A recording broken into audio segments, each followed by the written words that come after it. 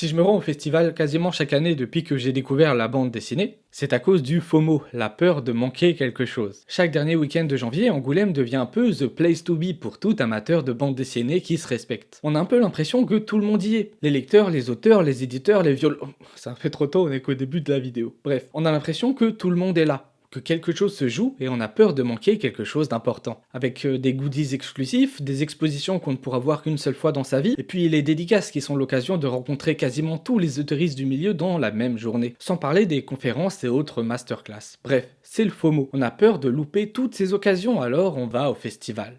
Je vais vous parler de mon expérience au FIBD, ce que j'y ai fait, ce que j'en ai retiré. Et puis je vous parlerai un peu des polémiques qui ont entouré cette édition. Dites-moi en commentaire si on a vécu des expériences similaires ou non, et si vous êtes ok avec tout ce que je vais raconter. Bienvenue sur le Fils de Bulle, générique. Oh, les beaux dessins que t'as fait des beaux dessins.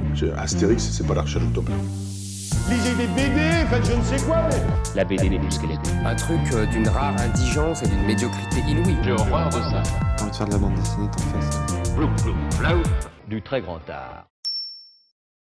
Ce qui a changé pour moi entre mon premier festival et celui de cette année, c'est principalement les rencontres. À mon premier festival, dans les débuts du Fils de Bulle, j'étais venu 4 jours accompagné de ma femme, et pour être honnête, on s'est rapidement fait chier. En 2 jours, on a fait le tour du truc, alors on est parti visiter la région, histoire de rentabiliser le voyage. Les années suivantes, et en particulier cette année, c'est un peu différent. Déjà, on est venu seulement 2 jours, et en plus, on a vu pas mal de gens. Et ça change grandement l'appréciation d'un festival. Parce que du coup, on n'a pas seulement profité du festival en lui-même, mais aussi de son ambiance et des gens qui y étaient. On a pu échanger, partager autour de notre passion commune. Le samedi, nous étions accompagnés par la personne qui se cache derrière le compte Insta Les Mêmes de Moulinsart, qui fait des blagues parfois engagées à partir du matériel d'RG. Puis, nous avons été rejoints par Maudit Français, qui nous a initiés au festival Off. On y reviendra plus tard. Le dimanche, j'ai pu boire un verre d'abord avec entre autres Xavier Boussou et Chariot Spiral, à qui d'ailleurs j'ai gratté une dédicace. Voici donc à quoi je ressemble dans la vraie vie du coup, selon lui. Et puis ensuite, j'ai bu un verre avec Jim Bishop et Ultia. À chaque fois, c'était de chouettes rencontres. Juste, je suis pas le mec le plus extraverti du monde et en plus, gros syndrome de l'imposteur vis-à-vis de mon travail.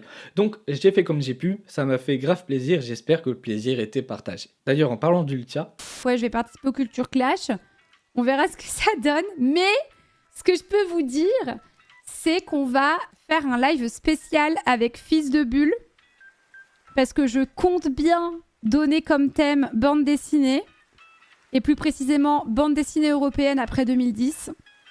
Et du coup, Fils de Bulle et moi, donc Fils de Bulle qui est un youtubeur bande dessinée, quoi, qui est vraiment très cool. Fils de Bulle et moi, on va faire un live ensemble où il va me train. Il est en train de préparer sa petite presse, là. Voilà. Ouais, va falloir assumer. Chaque année, je me rends au Nouveau Monde, qui est le chapiteau consacré aux éditeurs de BD indépendantes, genre l'association 2024, l'Artichaut, Tanibis et tout ça, parce que ça correspond globalement à ce que j'aime lire en BD. Mais même si on m'accuse parfois d'être élitiste, il y a aussi un grand nombre d'auteurs plus mainstream dont j'adore le travail et qui sont publiés chez des gros éditeurs du genre Glénat, Delcourt et tout ça. Et eux, ils sont situés dans un autre endroit, appelé, il me semble, le Monde des Bulles. Et encore une fois, j'y suis pas allé cette année. Y a qu'à voir les vidéos d'ouverture du lieu pour comprendre pourquoi. C'est un autre monde. Avec des files d'attente insupportables où faut acheter pour avoir le droit de faire la queue et tout à base de jetons, tickets, j'y comprends rien. En plus, il y a trop de monde, il fait trop chaud, ça m'angoisse, tout ça. C'est dommage parce que c'est là-bas qu'étaient installés notamment les stands comics cette année, avec 404, Urban Comics et tous les autres. Tant pis, faut faire des choix dans le temps qui nous est imparti. C'est aussi pour ça que j'ai décidé de snobber cette année Manga City malgré des expos potentiellement intéressantes. Mais c'est dans un lieu un peu excentré du reste du festival et puis flemme. De toute façon, les mangas que je lis, genre le Lézard Noir, ils sont au Nouveau Monde et pas à Manga City, donc ça n'a pas trop d'intérêt pour moi. J'ai bien acheté un manga cette année, mais je vous en reparlerai plus tard. Par contre, cette année, j'ai enfin pu découvrir un autre lieu du festival, dans lequel j'avais jamais osé me rendre.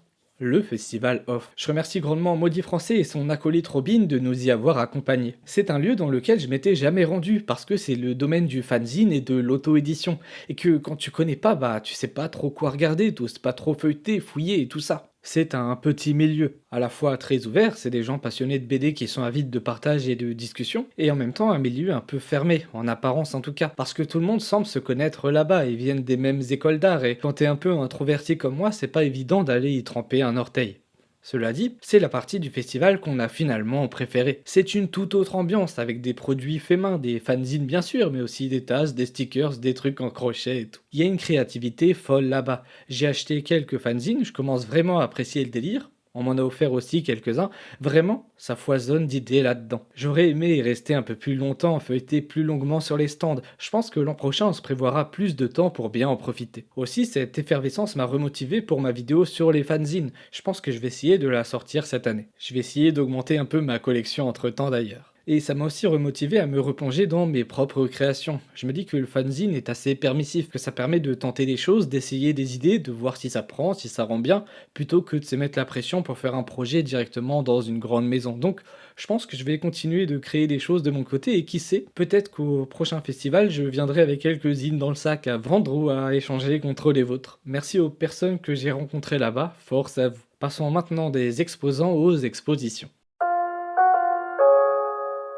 La dernière fois que je suis allé à Angoulême, j'avais décidé de faire toutes les expositions, parce qu'il me semblait que c'était le truc le plus intéressant du festival, et aussi parce qu'une expo étant par nature éphémère, FOMO. Avec du recul, je n'ai gardé que peu de souvenirs de la plupart des expos que j'ai visités, étant donné que j'étais aussi allé voir des trucs qui m'intéressaient pas des masses, et que moi, voir des dessins exposés sur des murs arrachés de leur contexte d'origine, ça me fait pas frétiller plus que ça. Je trouve que les expos d'art en général souffrent d'un gros problème, qui est qu'elles n'accompagnent jamais le spectateur novice. Que ce soit en BD ou en peinture, on sait jamais trop quoi regarder, et surtout comment regarder ce qui nous est présenté. Si vous suivez la chaîne, c'est une thématique qui devrait vous parler, comment lire une planche. Bref, du coup, quand c'est une expo d'un truc qu'on connaît pas ou qui ne botte pas plus que ça de base, c'est assez compliqué d'en tirer quelque chose. Cette année, j'ai donc décidé de ne visiter que 3 expositions. Celle sur Lou, celle sur Superman et celle nommée Hyper BD sur la condition des auteurs de BD et la difficulté à se faire publier. J'ai beaucoup aimé les premières et un peu moins la seconde. Je vous fais un topo rapide. J'ai visité l'exposition sur Lou le samedi.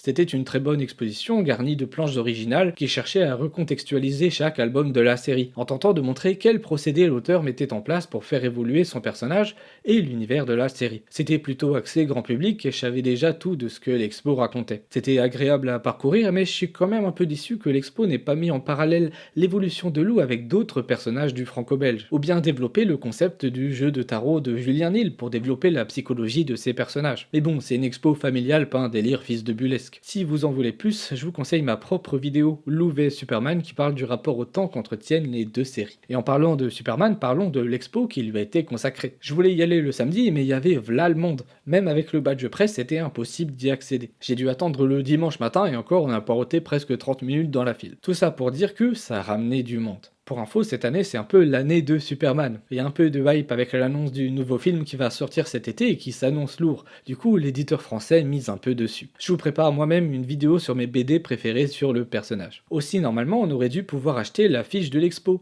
mais il y a eu un bisbis apparemment avec les Américains et l'affiche a été retirée de la vente. Dommage, j'aurais adoré avoir mon affiche Superman avec le super logo Quick dessus. Pour en revenir à l'expo, je l'ai trouvée vraiment bien faite, avec une scénographie aux petits oignons et tout un tas de sujets abordés sur les différentes origines du personnage, sur son rapport à la mort, son évolution globale depuis ses premières aventures et tout ça. On n'aurait pas pu rêver mieux, je pense. Là, il y avait le côté historique, thématique et un peu de composition, donc franchement, que demander de plus? Et enfin, 3ème expo Hyper BD. Exposition interactive basée sur le concept des livres dont vous êtes le héros, et en particulier celui d'Émilie Plateau. L'idée c'était que le spectateur suive un jeu de pistes, le renvoyant vers une planche qui lui donnait la marche à suivre. Genre, allez en 3 si vous choisissez de faire publier votre BD chez un éditeur classique, ou en 5 si vous préférez produire un fanzine. Chaque planche menait à une autre planche, et ainsi de suite. Le but étant d'atteindre le lieu final avec cette grosse BD exposée, qui vous dit ça y est, vous êtes publié. Le concept est cool, mais problème, on passe notre expo à marcher d'un point à l'autre, en galérant à trouver le numéro où on doit se rendre dans un espace beaucoup trop grand pour l'expérience, avec en prime le reste de l'exposition en plein milieu des trajets, détournant notre attention de notre objectif. On est venu à 5 dans l'expo, on a tous abandonné plus ou moins tôt dans le processus. Alors d'un côté, ça montre que se faire publier c'est vraiment galère et que quasiment personne n'atteindra le Saint Graal, symbolisé dans l'expo par l'énorme bouquin traînant au centre de la salle. Donc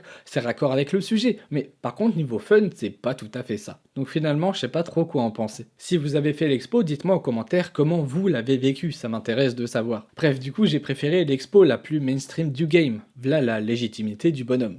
Et en parlant de légitimité... Et oui, que serait un festival sans les prix qui vont avec? Voici donc les prix décernés par le festival cette année, et mon petit avis non légitime dessus. Comme le dit le libraire se cache, participant du jury cette année, un palmarès n'est jamais qu'un reflet des individualités qui composent le jury et qui ont réussi à trouver un terrain d'entente. Donc, rappelle qu'aucun prix n'est jamais objectif. Le choix de désigner telle ou telle BD à la place de telle ou telle autre ne relève pas d'une supériorité réelle d'une œuvre sur une autre, mais simplement de politique, de compromis et de goût personnel. En ce sens, un prix n'a en réalité pas beaucoup d'intérêt, à part bien sûr celui de mettre en avant une œuvre, de lui donner de la visibilité. Cette année, les prix ont été plutôt féminins, ce qui est une bonne chose, au sens où les femmes et leurs œuvres sont largement moins visibles que celles de leurs confrères dans le milieu de la BD. La tendance inverse, c'est une bonne chose. Alors je vais pas vous faire le topo de tous les prix. Ils sont tous mérités. Cela dit, je suis quand même un peu déçu à propos du Fauve d'Or, malgré tout mon respect pour Luz et pour son histoire personnelle. Je pense qu'en Territoire Ennemi aurait dû obtenir le prix, plutôt qu'un Fauve spécial. Tant c'est une BD qui respectait les critères du meilleur album, tant d'un point de vue politique, au sujet des VSS, que du point de vue esthétique, vu à quel point... Comment il l'a appelé déjà, Carole Lobel. Vu à quel point Carole Lobel a su faire preuve de créativité pour faire ressentir la violence et l'emprise psychologique par le biais de l'image et des outils de la bande dessinée. Ou alors, tant qu'à récompenser un homme, le donner à Marc Torres pour Cornelius, comme plusieurs l'ont suggéré. Le problème étant que l'album de Luz est déjà un succès de librairie, et que le Fauve d'Or aurait justement été l'occasion de mettre en avant une BD au moins tout aussi méritante, si ce n'est plus, qui n'a pas bénéficié d'un tel traitement médiatique, histoire d'ouvrir le public aux horizons de la bande dessinée. Pour le reste, rien à dire, l'album de Luz reste un très bon album, et je comprends qu'il ait été élu. Le prix du public pour Impénétrable est largement mérité aussi. Je trouve que ce Fauve a globalement bon goût en matière de BD, et qui reflète bien les préoccupations de l'époque à chaque année, en plus de souvent récompenser des femmes. Je me suis procuré le prix de la série qui a récompensé Demianta 21, un manga qui a l'air incroyable, et aussi le fanzine Fanatique Femelle Frustration, dont je vous parlerai sans doute à l'occasion de la vidéo sur les fanzines. Un grand GG aussi aux autrices des Contes de la Mansarde, récompensées à la fois par le prix des lycéens et le prix du jeune scénariste. Le palmarès reflète un mélange de BD alternatives et de BD de papa, je trouve que dans l'ensemble c'est un bon compromis. Maintenant, parlons des choses qui fâchent, des choses qui gâchent. Parce que si moi et la plupart des festivaliers avons vécu un super Angoulême, dans les coulisses, l'ambiance n'était pas tout à fait la même. Le festival n'en est pas à sa première polémique. La dernière en date, c'était l'affaire Vives, je crois. J'étais un peu confus à l'époque, cette fois je vais prendre mes responsabilités et assumer ma position. Je vais essayer de tout prononcer au conditionnel pour pas avoir de problème, sauf quand je vais dire Chloé, je te crois, parce que c'est le cas. Chloé, je te crois. Je vous donne le contexte. Quelques jours avant la tenue du festival, un article est paru dans l'Humanité, écrit par Lucie Servin et Elisabeth Fleury, dans lequel les journalistes dénoncent un management toxique de la part de Franck Bondou, le délégué général de la société 9e Art Plus, ainsi qu'un financement opaque du festival et, fatalement, une mauvaise gestion de crise à propos d'un événement de violence sexiste et sexuelle ayant eu lieu le festival dernier. Chloé, prénom d'emprunt, qui travaille à l'époque à la communication du festival, dénonce un viol par soumission chimique de la part d'un prestataire.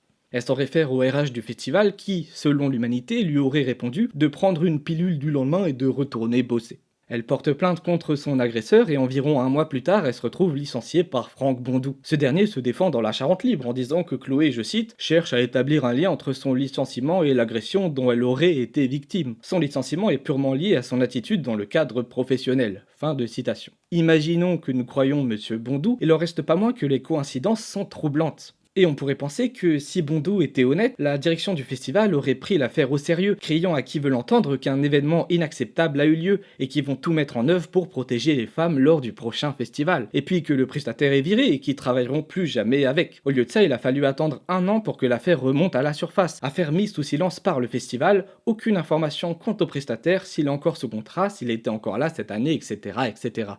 Comme vous pouvez le voir sur ces images, certains stands du Nouveau Monde ont placardé des affiches « Chloé, on te croit ». L'initiative avait été lancée par une association dont les stands sont offerts par Magélis, qui aurait immédiatement demandé à l'assaut de retirer l'affichette. Je cite « Une photo m'a été envoyée de votre espace sur le stand Magélis avec un affichage concernant les VSS faisant référence à un événement récent lié au FIBD. Merci de l'enlever immédiatement. Il s'agit d'un espace que nous mettons gracieusement à votre disposition pour valoriser vos créations, pas pour porter vos messages politiques. » Bien sûr, effet stressant, et les autres éditeurs du lieu se décident pour la plupart à orner à leur tour leur stand d'affichettes pour protester contre cette censure incompréhensible. Depuis quand dénoncer des VSS est un message politique ?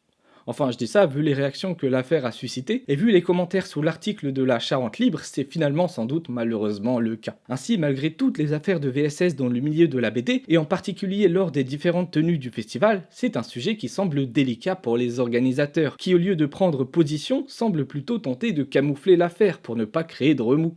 Dommage pour eux, tout le monde en parle.